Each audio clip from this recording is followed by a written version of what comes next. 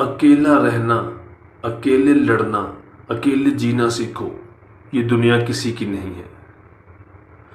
منافقت کی ہمدردی دشمن کی تلوار سے زیادہ خطرناک ہے۔ مومن کے لیے ہر وہ دن عید ہے جس دن وہ کوئی گناہ نہ کرے۔ کان دو ہیں اور زبان ایک، اس لیے کم بولو اور زیادہ سنو۔ مصیبت ہلاکت کے لیے نہیں بلکہ امتحان کے لیے ہوتی ہے۔ بدترین دوست وہ ہے جو امیری میں تمہیں ملتا ہے اور غربت میں تمہارا ساتھ چھوڑ دیتا ہے۔ اگر یہ چار نشانیاں ظاہر ہوں تو سمجھ لیں کہ اللہ آپ کو بلند مقام دینے والا ہے۔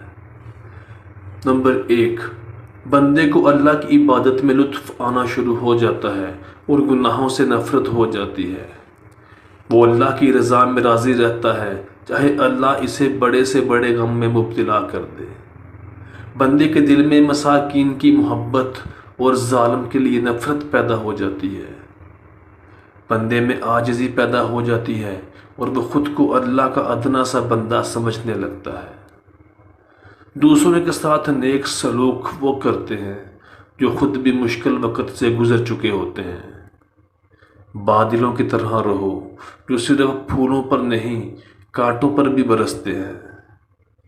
سورج کی کرنیں زمین پر پڑنے سے پہلے اٹھ جایا کرو کیونکہ اس وقت رزق تقسیم ہو رہا ہوتا ہے۔ ہمیشہ اپنی چھوٹی چھوٹی غلطیوں سے سیکھو کیونکہ انسان پہاڑوں سے نہیں بلکہ پتھروں سے ٹھوکر کھا کر گرتا ہے۔ نفس کو کسی اچھے کام میں مشغول رکھو ورنہ تمہیں یہ ایسے کاموں میں مشغول کر دے گا جو تمہیں رسوا کر دیں گے۔ دل میں برائی رکھنے سے بہتر ہے کہ ناراضگی ظاہر کر دو۔ انسان کے کردار کی 2 منزلیں ہیں، دل میں اتر جانا یا دل سے اتر جانا۔ 3 چیزیں ایمان کو تباہ کر دیتی ہیں: امیروں کی محفل، عورتوں کی صحبت، جاہلوں سے بحث۔ تعجب ہے اس شخص پر جو روز دیکھتا ہے کہ اس کی سانسیں اور عمر کم ہو رہی ہے لیکن وہ موت کے لیے تیاری نہیں کرتا۔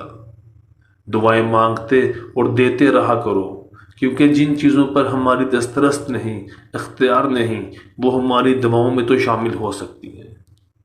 میں نے خود کو کبھی اتنا امیر نہیں سمجھا کہ دوسرے مجھے بیوقوف اور غریب لگیں، اور خود کو کبھی اتنا نیک نہیں سمجھا کہ دوسرے مجھے گناہ گار لگیں۔ گلاب کا پھول بن جاؤ کیونکہ یہ اس کے ہاتھوں میں بھی خوشبو چھوڑ دیتا ہے جو اسے مسل کر چلا جاتا ہے۔